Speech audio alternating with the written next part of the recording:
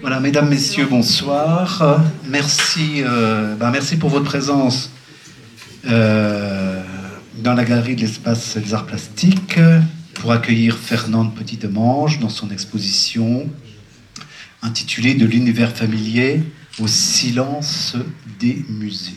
Voilà, une exposition de photographie, pas uniquement de photographie, parce que comme vous l'avez vu, bon, les vitrines ont été un petit peu décalées, mais il y a aussi des monotypes, il y a aussi divers essais que Fernande fait et qui complètent, qui proviennent de la photographie, qui fonctionnent comme la photographie. Enfin, on en reparlera plus tard, mais je vous inviterai après, à la fin de la séance, à regarder la vitrine parce qu'il y a des petites expériences là qui sont, à mon avis, très intéressantes. Alors, avant de commencer notre dialogue autour de l'exposition et de ton travail, Fernande, par habitude, je demande toujours quand même un petit peu le parcours pour connaître un peu d'où tu viens, comment tu arrives à la photographie, et généralement aussi l'école d'art que tu as fréquentée, et bon, pour voir un petit peu comment tout ça s'est mis en place. Donc, je suis née à Épinal et je suis partie à l'âge de 20 ans à Paris et j'ai intégré l'école nationale d'art de Cergy-Pontoise. Donc, j'étais pas du tout prédisposée à faire de la photographie, ça c'est clair et net. Donc, je me suis lancée dans la peinture. Donc, c'était un travail, pour moi, ce fut très redoutable. J'ai cru que j'allais y laisser mon couple parce que je me cognais à une toile blanche jusqu'au jour où mon prof d'histoire de l'art m'a prêté un appareil photographique, un format carré, donc, que je portais autour du cou. En fait, c'est toute une histoire d'un objet avec lequel on a une espèce d'affinité. Un 24-36, ça me paraissait impossible, mais avec cet appareil-là, il s'est passé quelque chose. D'autant plus que j'ai réussi à faire une photographie au 125e de seconde, et ce que j'essayais vainement de faire sur une toile blanche pendant des mois. Donc je me suis dit, tiens, il y a une sacrée différence de temps pour arriver à un résultat. Donc je me suis prise au jeu, et surtout grâce à cet appareil qui me paraissait... Enfin, me convenait, le fait qu'il soit comme ça sur moi, et j'ai continué.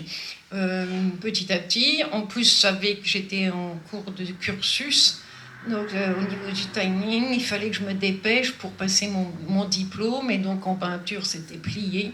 C'était plié. Mais enfin, c'était comme dans une école, comment dire, conceptuelle, tu aurais pu faire blanc sur blanc. Voilà, j'aurais pu faire. Dans cette école, c'était assez intéressant parce qu'on n'apprenait aucune technique. On travaillait. Donc, j'avais tout faux entre la peinture. Après, bon, la photographie, donc j'ai très vite compris que c'était pas la peine que j'aille en cours. J'apprendrais pas la photographie avec les profs qui étaient des professeurs plutôt on abordait le conceptuel.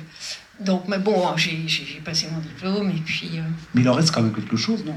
Ah, essentiel. L'essentiel, parce que de pas apprendre une technique, ça m'a permis d'aller au fond à fond dans une technique et de faire un tas de choses qui n'étaient pas toujours orthodoxes.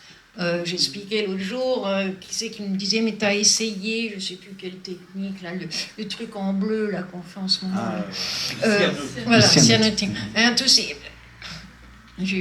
J'ai cuisiné mes négatifs, j'ai poussé la gélatine, j'ai étendu des couches de photosensibles sur des toiles du papier. Enfin, j'ai tout essayé, coupé, scotché, jusqu'au jour où je me suis dit, moins, c'est plus. Donc, j'ai enlevé tout ça et je me suis consacrée à l'essentiel, remplir ma toile blanche, déjà. Ça m'est resté. J'ai toujours la frustration de ne pas y peindre, mais pas grave, parce qu'en fait, ça me fait avancer un maximum. Donc, et la difficulté était de trouver l'objet que j'allais mettre sur ma toile blanche.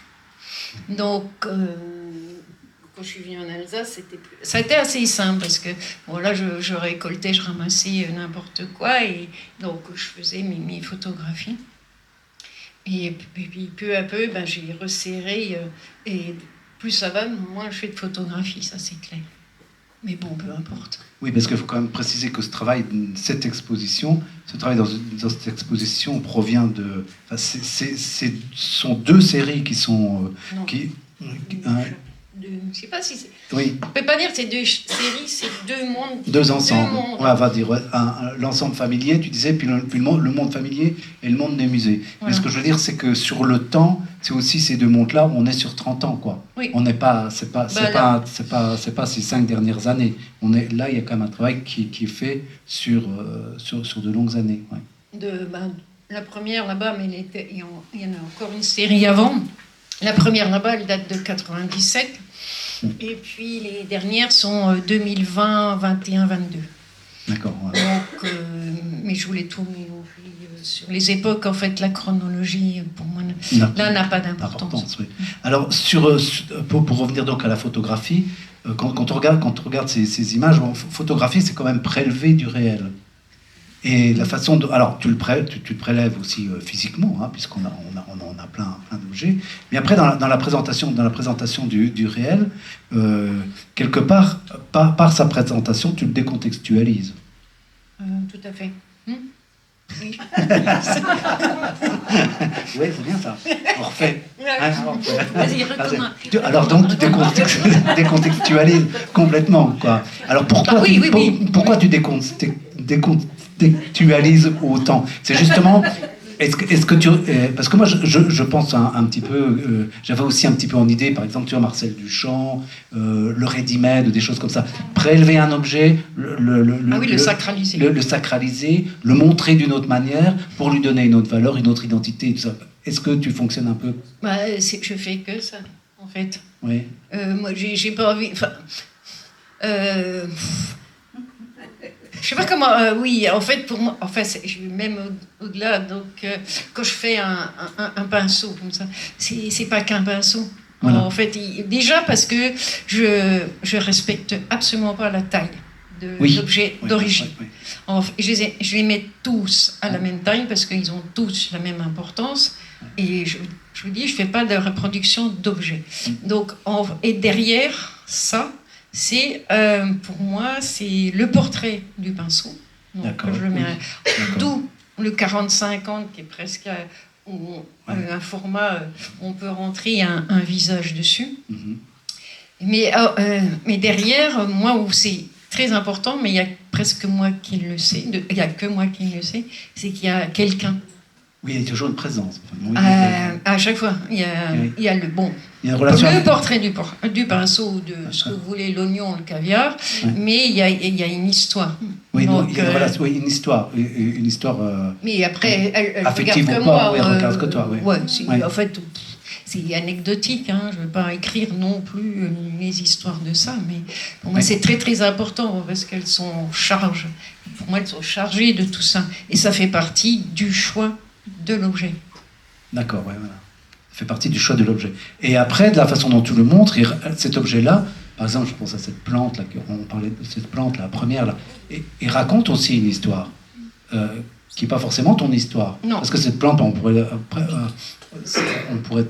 pratiquement la qualifier d'une danseuse, quelque part. Tu vois. Donc, elle pourrait raconter une histoire du mouvement, une histoire de la danse, mais ce n'est pas forcément une histoire qui est en relation intimement avec toi.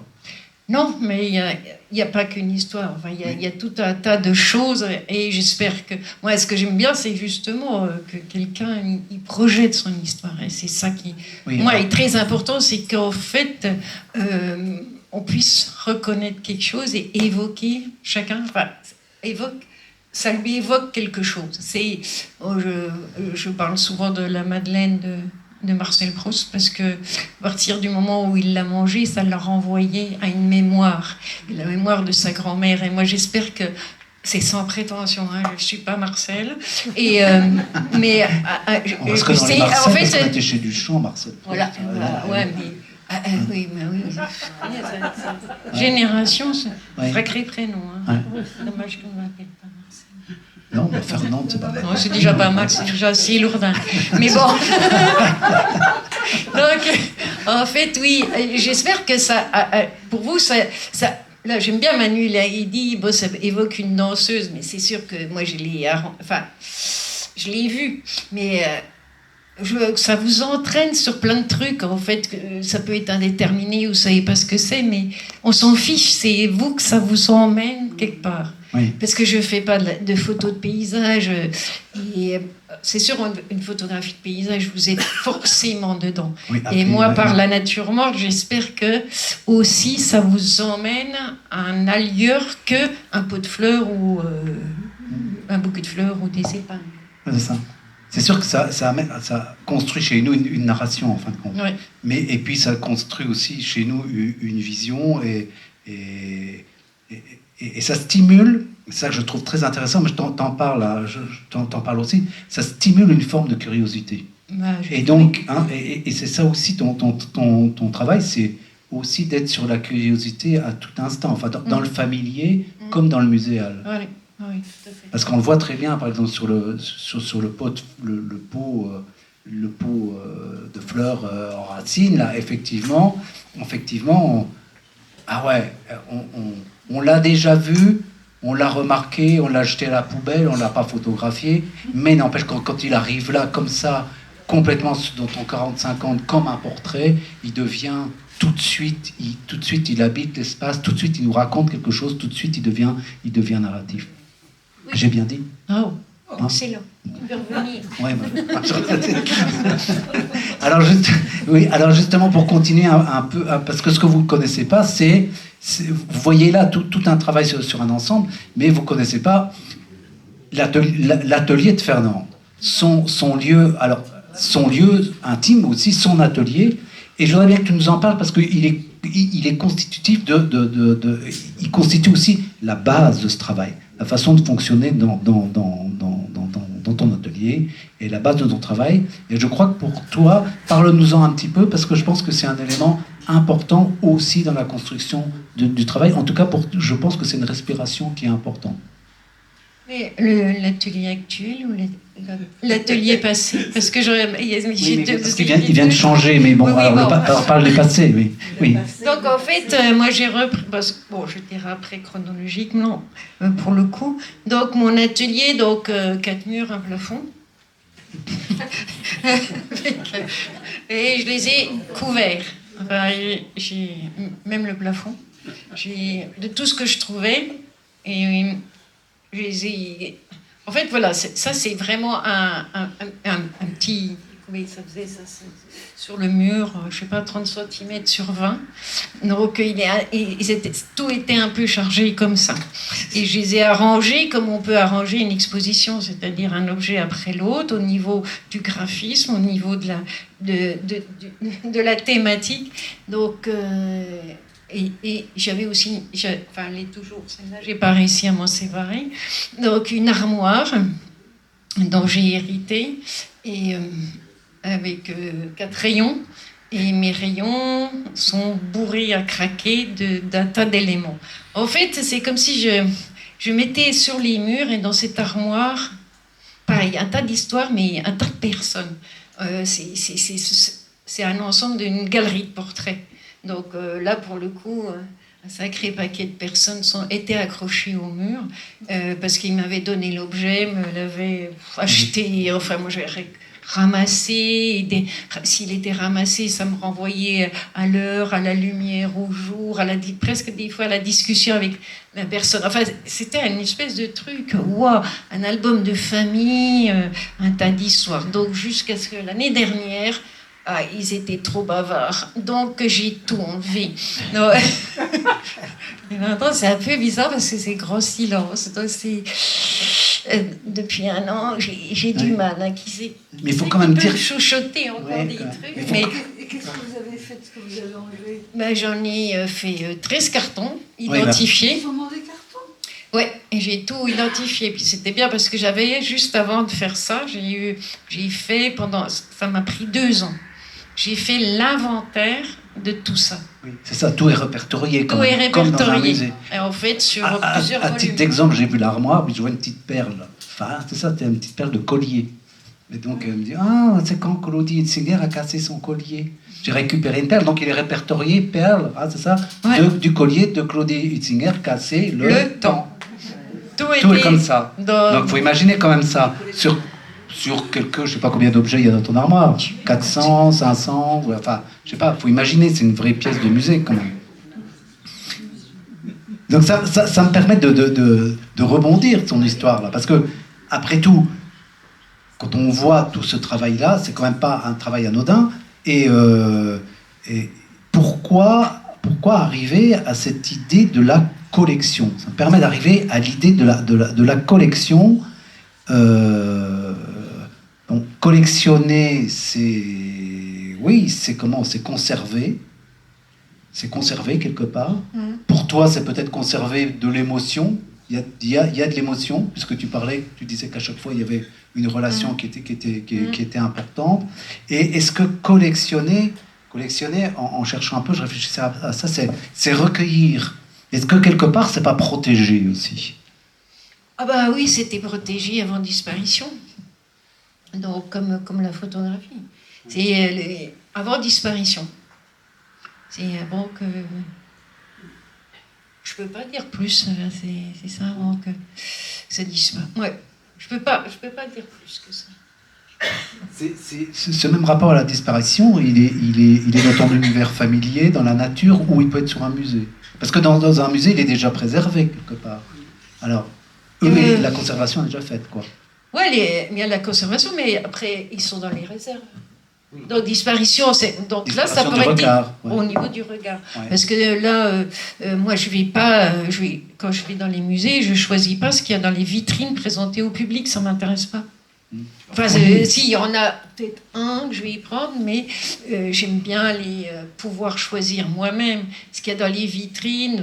Ce qui a été oublié. Ce qui est oublié, c'est que c'est pas forcément un objet remarquable, mais il devient remarquable parce que, je sais pas, par exemple, là, les oiseaux en pot, ça, on le verra pas dans le musée.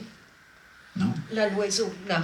Parce qu'en fait, il est uniquement destiné à la conservation. Donc, il est dans un tiroir. Et ça, on montre à l'abri de la lumière. Donc, on ne va pas le voir dans le musée.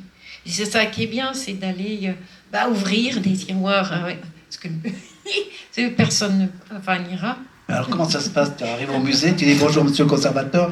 J'aimerais aller voir dans vos tiroirs. Comment ça se passe? Tu rendez-vous, tu montres un peu de ce que tu as fait au préalable. Oui.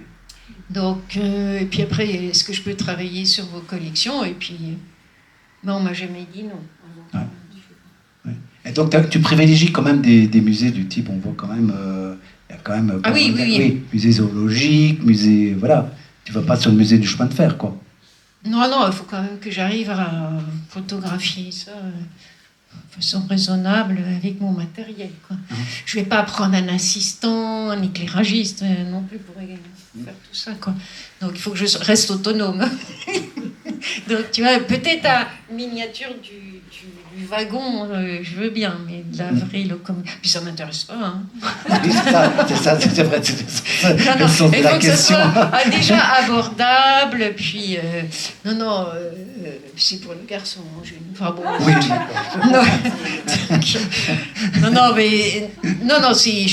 En fait, la première fois que c'est m'est arrivé, c'est parce que j'avais fait beaucoup de végétaux. Et quelqu'un, donc c'était en noir et blanc, et quelqu'un m'a dit, mais tiens, la feuille que tu as photographiée, c'est très minéral. Donc moi je me dis, donc j'aimerais bien voir, si je photographie des minéraux, ce que ça va donner en noir et blanc. Est-ce qu'on va pouvoir faire glisser cette matière-là sur... inviter à lire une autre matière. Donc, c'est la première fois que j'ai pu photographier, mais c'était une amie, donc c'était facile. Donc, pour y entrer. Donc, je suis allée dans son musée, elle avait une collection de silex. Donc, au musée Boucher de Perthes à Abbeville. Et c'est comme ça que la première fois que je suis sortie de mon atelier, de balader tout le matériel et de photographier à l'intérieur des réserves. Donc j'ai commencé comme ça. Donc j'ai fait mes minéraux.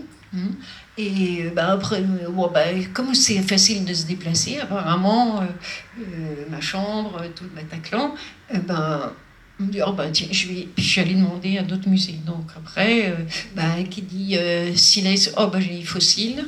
Et puis après, les planches d'impression sur étoffe. Et puis une chose entraînant une autre.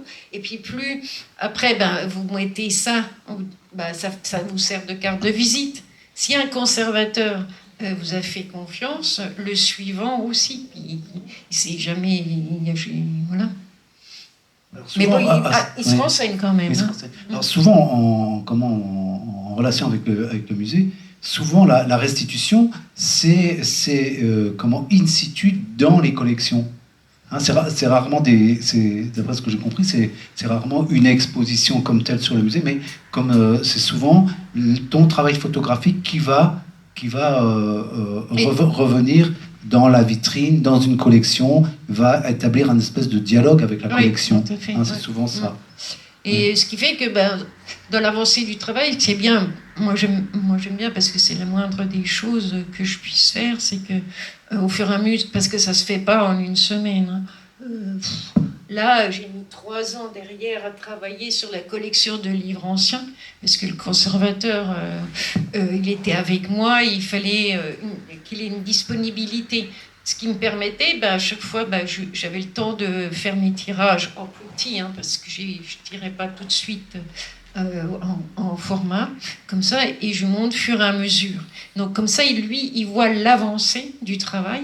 Et c'est ça qui est assez génial, c'est que lui, ça lui donne des idées. Est-ce que vous avez pensé à ça ? Et là, il va au-delà de ma demande, et c'est un vrai partenariat. Il trouve tout un imaginaire que toi t'imaginais même. Parce que lui, il faut qu'il m'ouvre les portes. Moi, je suis pas censée savoir ce qu'il y a dans ses réserves. Donc, et c'est ça qui est bien. C'est ça qui est bien dans le. Ouais.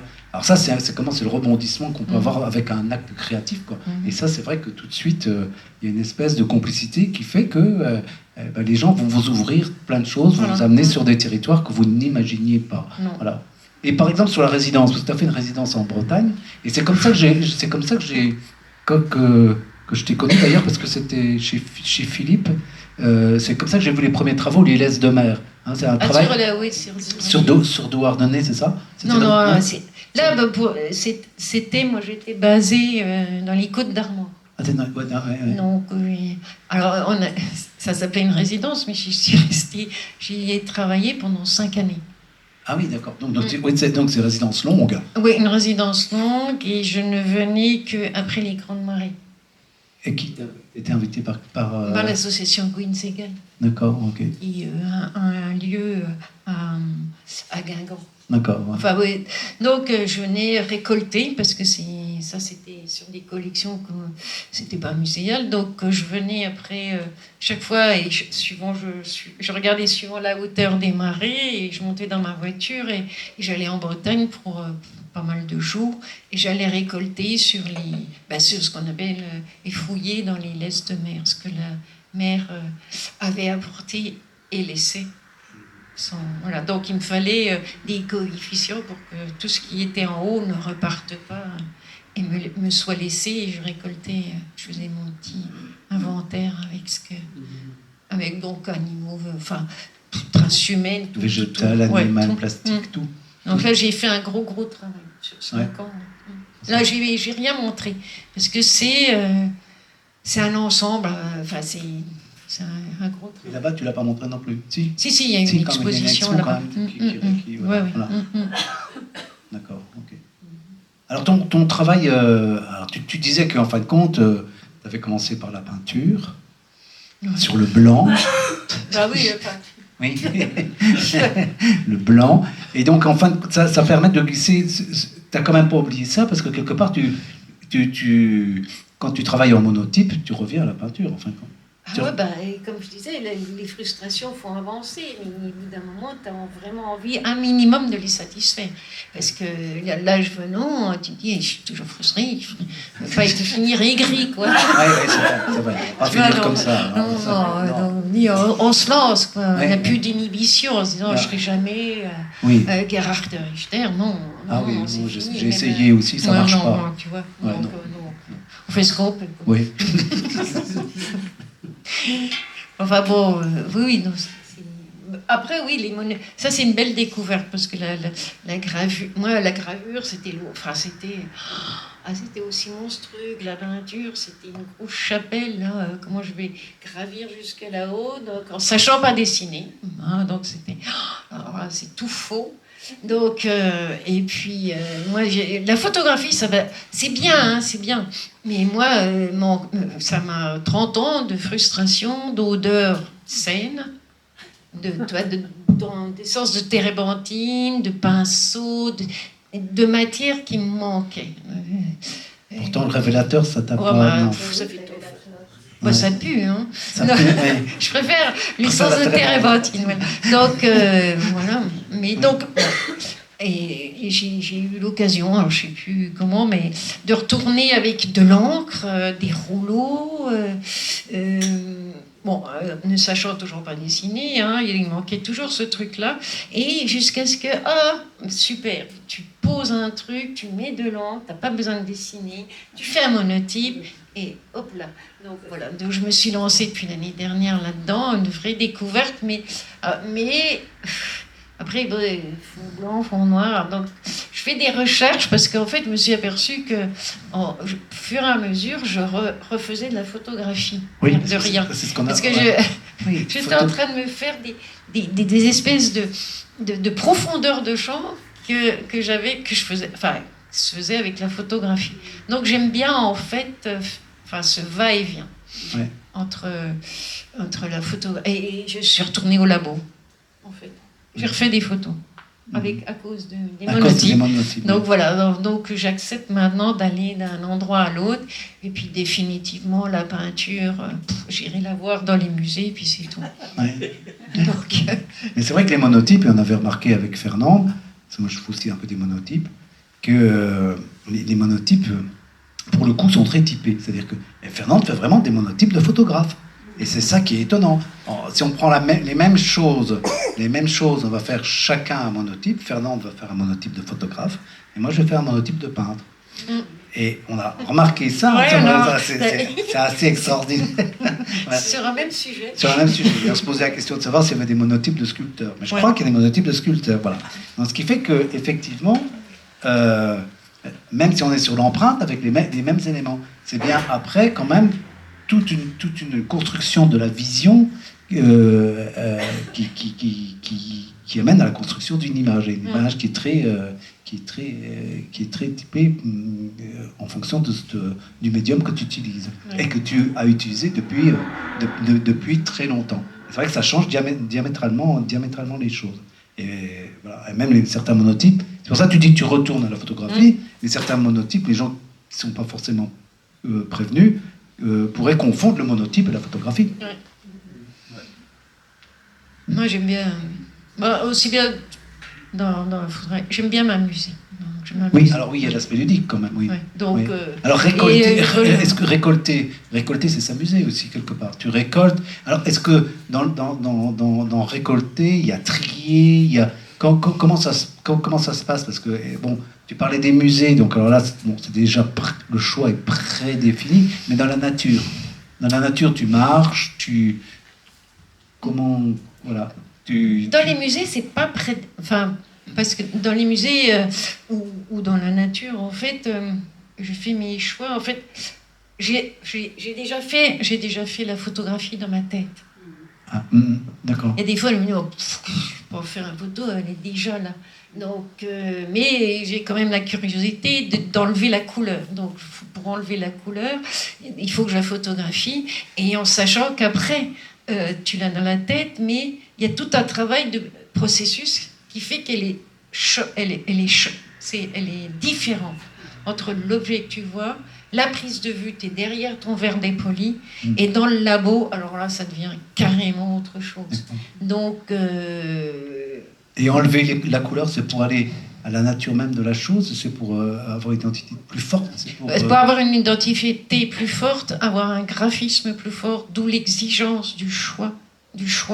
Ouais. Parce qu'il faut que ça tienne sans la couleur, qu'il soit identifiable, et je ne veux pas rendre facile la lecture. Aussi. Justement, je veux forcer les gens à rentrer dedans. À rentrer dedans, voilà. Autrement. Alors, rentrer dedans autrement, c'est aussi, et là je rebondis sur l'expo, c'est aussi, et je crois que tu le dis dans certaines vidéos, je ne sais plus quoi, j'ai entendu, donc c'est aussi regarder cette expo, mais comment la confronter aussi au titre. Oui. Parce que là, il y a aussi une narration, une autre narration qui peut se mettre en place.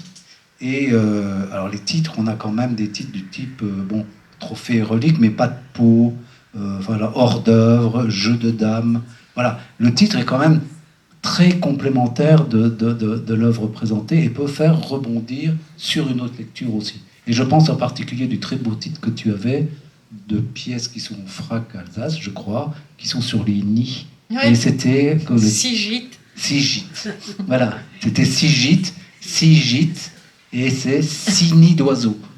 Voilà. Je me suis amusée sur la pierre tombale. Oui, voilà. Non, mais c'est magnifique en plus, c'est un travail magnifique. Ouais. Mais le titre s'impose. Enfin, il faut absolument que je trouve le titre. Dès que je commence à avoir 2-3 photos, ça va m'orienter dans le choix, par exemple au musée.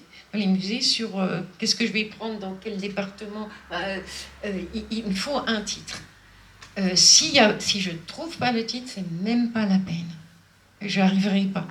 Ni dans le choix, ni dans l'assemblage, j'arrive pas. Il faut qu'il vienne. Et le titre, ça relève de la poésie, quoi, je dirais. J'aime bien m'amuser. Inventaire suspendu. Oui. C'était l'inventaire d'objets qu'il y avait chez moi. Il était suspendu parce que j'arrivais plus à avancer. Donc tout était suspendu. Mon travail, tout. Et il est suspendu parce qu'il est suspendu dans le blanc. Bravo. Ouais. Il y a des fois ça fume. Oui, je vois. Oui, c'est très bien. C'est très bien. Oui. Du moment où je m'y retrouve. Ouais. Enfin, je crois que tu t'y retrouves très bien, à mon avis. Ouais, voilà. Ouais. Ah bon. Ouais. Et donc, parce que c'est alors moi, ce qui m'étonne quand même dans ton travail, et c'est ce côté-là qui m'étonne, et moi, je serais totalement incapable de faire un truc pareil, c'est-à-dire que il y a tout un travail et tu recycles, enfin pas tu recycles, mais tu conserves tout, tu annotes tout, tu construis tout. Par exemple, cette exposition-là, on aurait pu exposer le plan de l'exposition. Parce qu'il faut le voir, le plan de l'exposition. C'est-à-dire que les murs sont tout, la galerie elle est refaite complètement, vous avez toutes les petites photos qui sont sur chaque mur. Donc en soi, le plan de l'exposition était déjà une œuvre. Donc voilà. Alors jusqu'où tu peux... Voilà.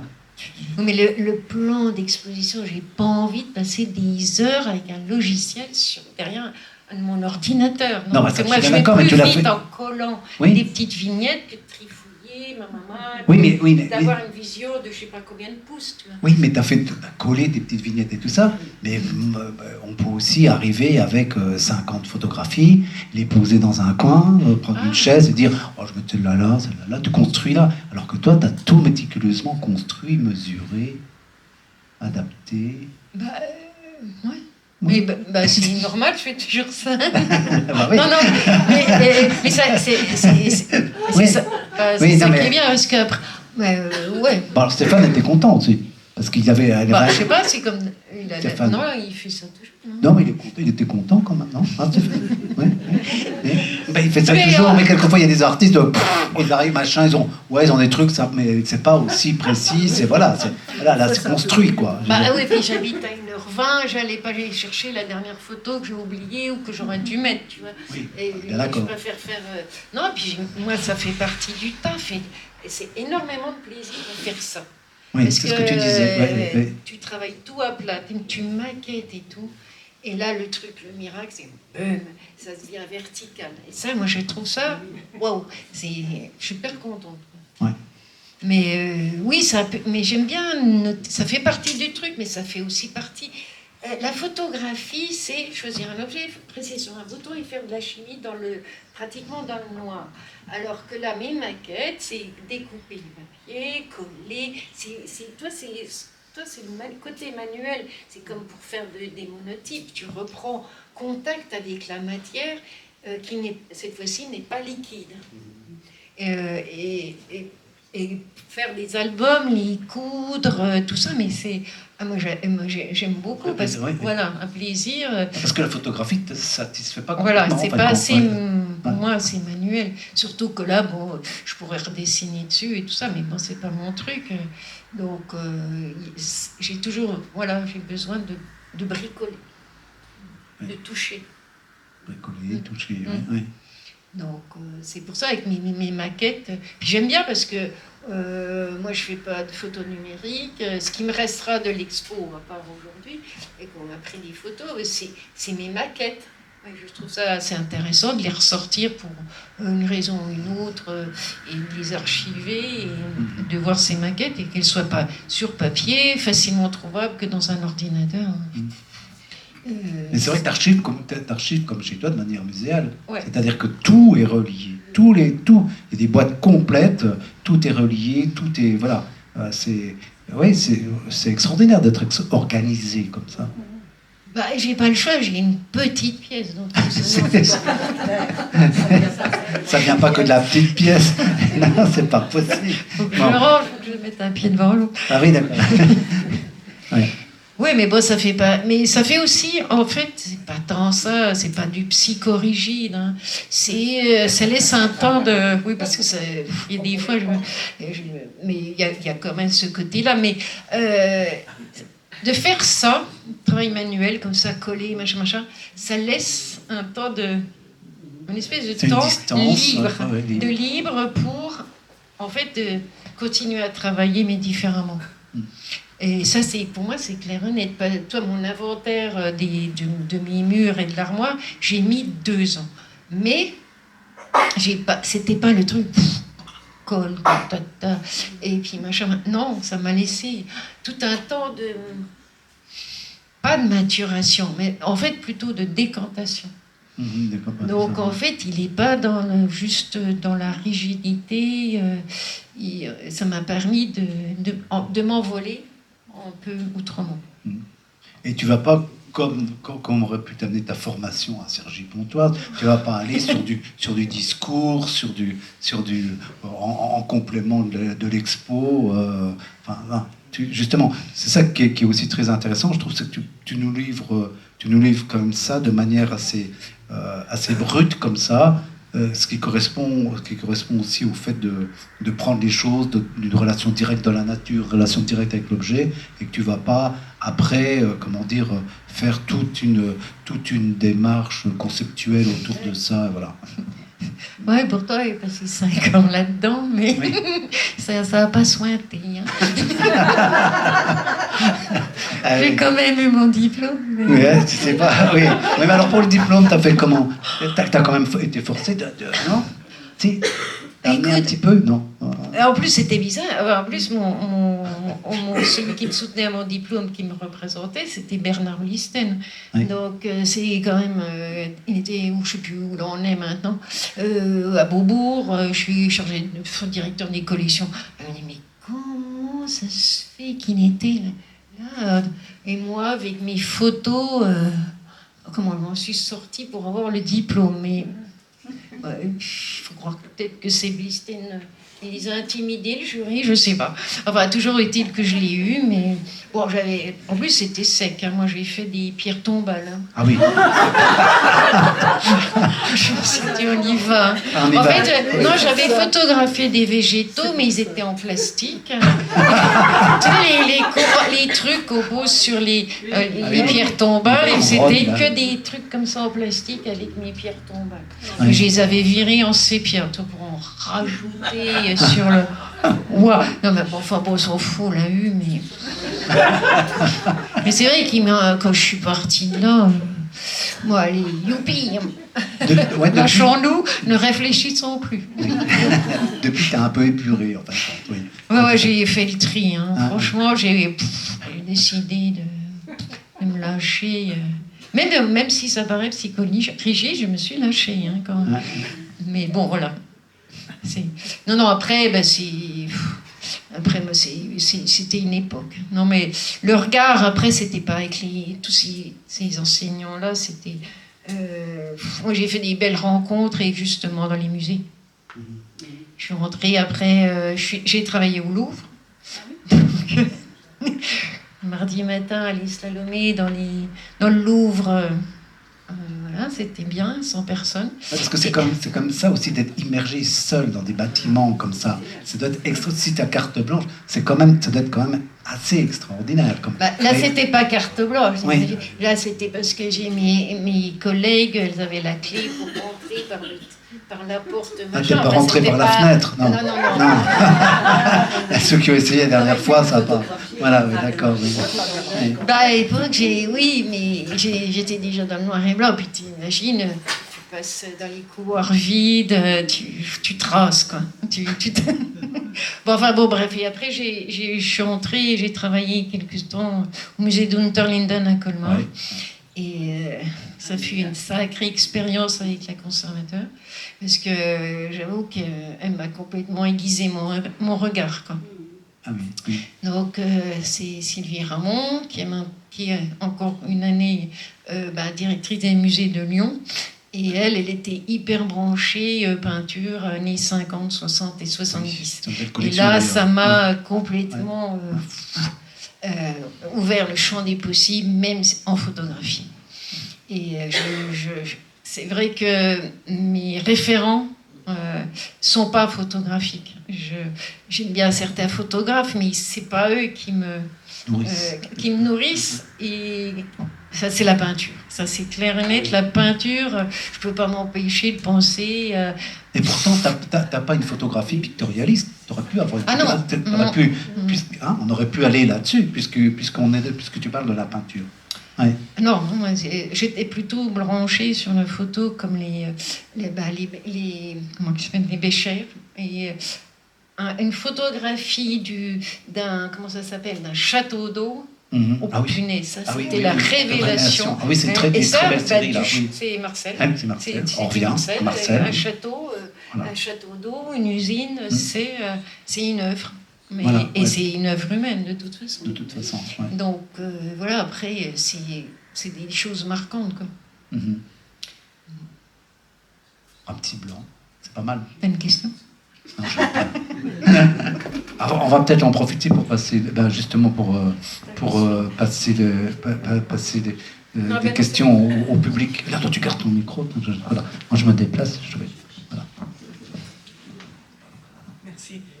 Je voudrais savoir si vous gardez de nouveau des objets maintenant que tout est répertorié dans des boîtes. Est-ce que vous, par exemple, quand vous photographiez des déchets qui arrivent par la mer, est-ce que vous en prenez certains pour les ramener chez vous, ou comment ça se passe? Oui, je peux pas m'empêcher. Hein. Ça, c'est impossible de pas ramasser. Ça reste à chaque fois soit un trésor, soit comme là, la série là était très importante pour moi, la série Trophées et reliques. Pour moi c'est très différent, hein, Trophées et reliques, et ça reste à chaque fois un morceau, je sais pas, un lichen, quel qu'il soit, ça devient un trophée. Enfin, surtout un trophée. Je l'ai vu, je l'ai ramassé. Et justement, là, non, je continue, je peux pas.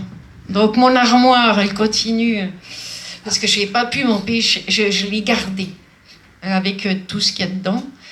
J'ai enlevé tout ce qu'il y avait au mur et tout, mais l'armoire, je me dis, je suis pas prête.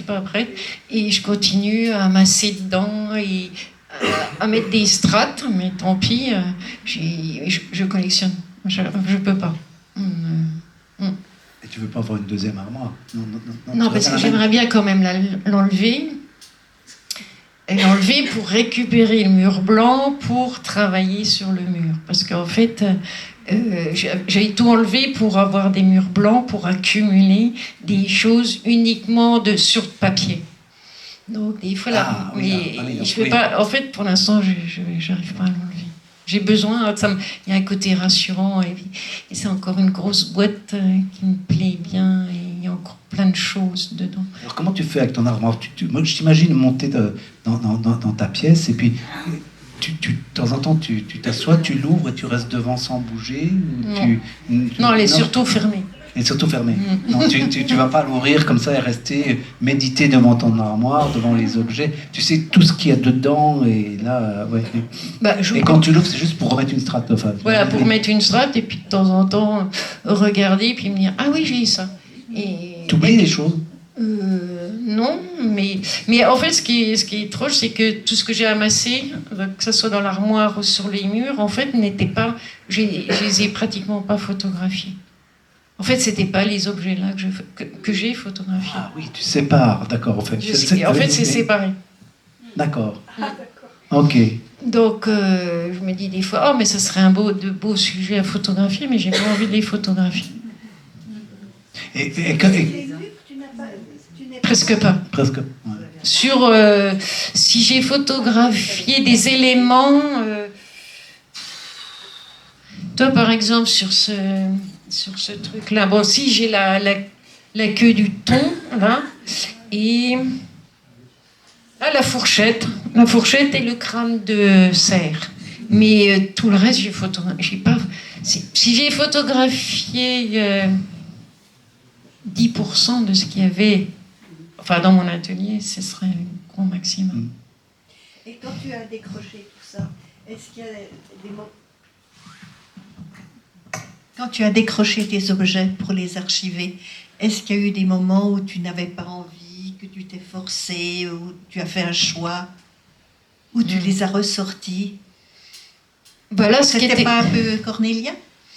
Ce qui était sur le mur, quelquefois, pour certains, je vais hésiter à le garder vraiment près de moi, mais j'ai tout en fait. Je me suis dit, il faut que je m'allège. Non, mais il faut que je m'allège. Et parce que je te dis, c'était trop bruyant. Vraiment, c'était bruyant. Donc, je voulais repartir sur quelque chose, enfin, sur le papier. Donc, plus rien accroché. Sur les murs que du papier. Pourquoi le papier? Alors le papier, quand tu dis le papier, c'est le papier imprimé, c'est le papier dessiné, c'est le papier tout seul, c'est le papier... Ouais, tout ce qui est papier et pas... parce que bon... Parce qu'il y a moins de matérialité, parce que c'est plat, parce que c'est... Mais parce que en fait, c'est pour ça que je suis retournée monotype et j'accroche pas de photographie. J'ai pas de photographie faite de moi, accrochée au mur. Je peux pas. Donc, j'avais besoin de papier chiffon, de papier, du vrai papier, et pas photographique. Donc, c'est des fragments de choses et d'autres, un dessin de quelqu'un, une photographie de quelqu'un d'autre, mais pas d'objets, de choses en relief, en volume. Enfin bon, en me disant que j'allais essayer de les remplir avec peut-être ma production sur que du papier et ma propre production. Mais j'y vais lentement. J'accroche un truc, je décroche. Enfin, ça dure peut-être une semaine et je décroche et je relaisse mon mur blanc. Et alors à chaque fois, c'est une histoire abandonnée, c'est une histoire recommencée. Qu'est-ce qui se passe? Oui, non? Ouais, je sais pas, c'est une insatisfaction. Mm-hmm. Mais après, c'est pas plus mal, hein, c'est parce que ça fait vachement, pas réfléchir, mais moi je trouve que ça allège beaucoup. Ça allège énormément. D'avoir rien accroché. Dans le blanc, quoi. On revient au blanc. Ouais. Au blanc initial. On revient au blanc initial. D'autres questions dans le public? D'autres questions, d'autres remarques? Il y a un blanc. Ouais. Il y a un blanc. Il y a un blanc. On va mettre un post-it, voilà. Non, sinon, oui. Il y a un truc que je n'ai pas bien compris, je suis un peu novice, je m'excuse, mais c'est la technique qui est utilisée pour ces photographies, un peu concrètement. Comment ça a été la technique construit avec ce fond blanc, l'objet détouré? Alors l'objet n'est pas détouré, enfin, il se détourne tout seul par son graphisme, Et le fond blanc, c'est à la prise de vue, mais je ne vous en dirai pas plus. De toute façon, je travaille qu'en argentique, donc ce n'est qu'à la prise de vue. Mais voilà, j'ai mis en place une technique depuis plus de 30 ans, parce que je voulais remplir ce blanc. Donc j'ai trouvé ça et je continue de cette façon-là. Voilà. Donc il faut retourner à l'argentique déjà. Oui. Retourner dans... Voilà. La méthode est valable aussi pour le numérique. Oui, la méthode Bah oui. c'est pour le numérique. Ouais. D'accord. Oui, je parle sans avoir une grande connaissance de la photo, mais je trouve que c'est plutôt philosophique, ta façon de photographier. Et il y a toujours la question du positif et du négatif, puisque c'est noir et blanc. Et j'ai l'impression que c'est le positif et le négatif des traces de vie. Et tu regardes une fois d'un côté, du côté de la vie, et une fois du côté de la mort. Oui, ça c'est clair. Ouais. Et ça, je trouve c'est très philosophique dans tous tes choix, je le sens très fort. Et pour ça, j'aime beaucoup. Merci. Non, je sais que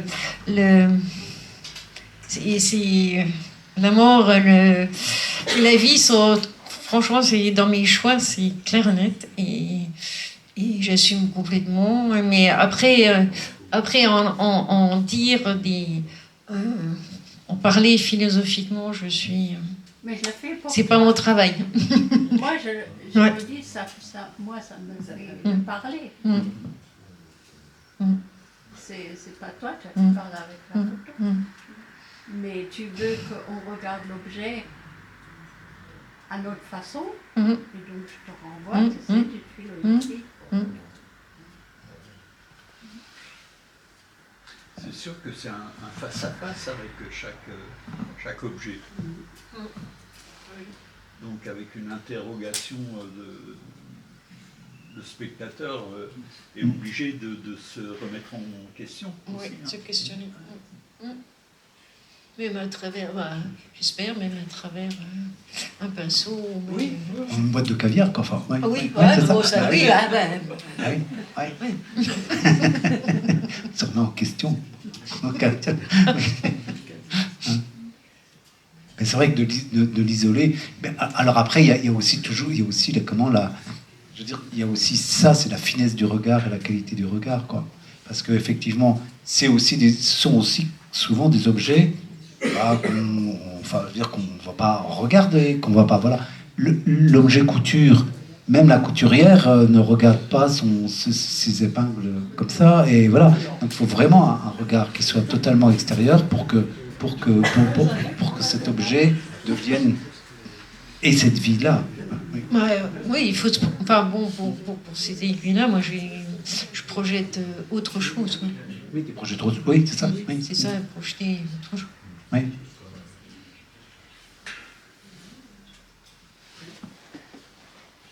Une question, je pense que on est assez nombreux dans la salle.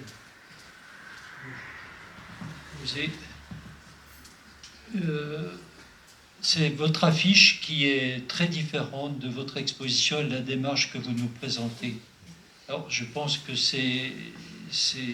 avez photographié de votre atelier, mais pourquoi vous avez choisi ce thème, cette affiche? Quelle est la raison? Parce que c'est une partie de mon univers. Qui vous a fait désorienter. Ah oui, d'accord. C'est parce que c'est un fragment de mon univers. À l'intérieur de l'image, il y a quelques éléments de ce qui pourrait être photographié. Et je me suis dit, justement, je trouvais ça très intéressant. Déjà, je ne savais pas quelle image mettre en noir et blanc, qui évoquerait ce que j'allais présenter dans l'ensemble de cette galerie. Et c'était un peu une provocation, et puis je me dis, mais pourquoi pas un illustrateur, moi enfin mon filleul, lui, il fait du film documentaire animalier. Il a bien montré, là, son dernier film, c'est une illustration. C'est une affiche dessinée.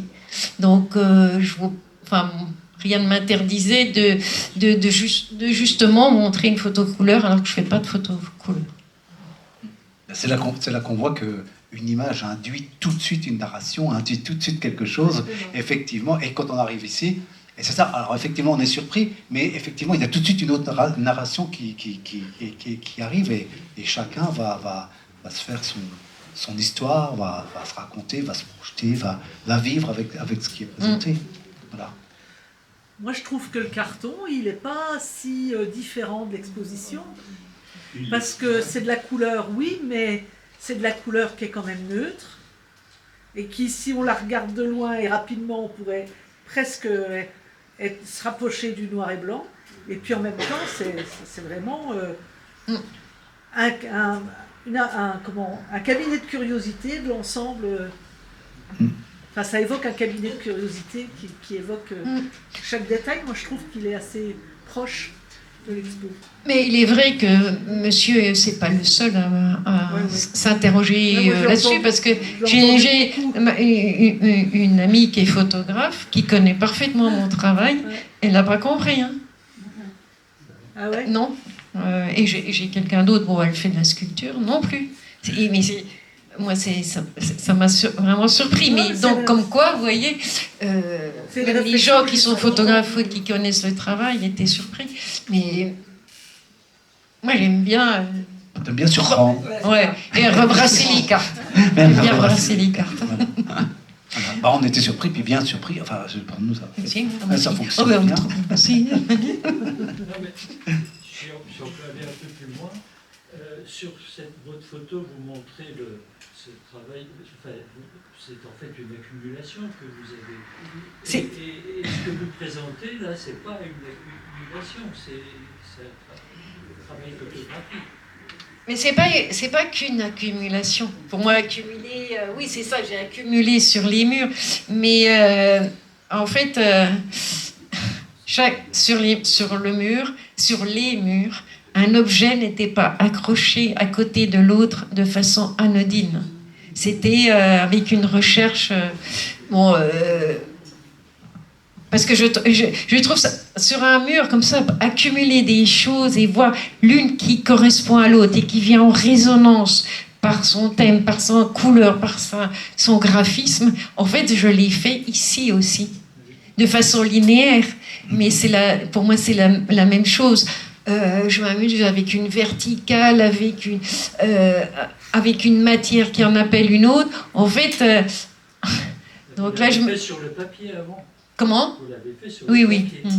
Or, le papier, c'est un peu déjà une photo. Comment ça ? Quand vous dessinez sur le papier, vous avez... Ah, mais je dessine pas sur le papier. Non, mais vous avez construit la présentation. Ah ben après, moi j'ai fait mes maquettes, je les mets au sol et puis je fais pareil, mes agencements comme ça. En fait, comme que ce soit sur mes murs ou ici, c'est la même chose. Et ce que j'appelle, en fait, mais vous allez comprendre en fait, si je vous parle d'anadiplose. Une anadiplose, en fait, c'est le terme pour dire qu'on prend la dernière syllabe d'un mot pour former la syllabe du mot suivant. Donc, cheval de course, course à pied, pied de cochon. Et là, moi, je fais ça sur mes murs et j'ai fait ça ici.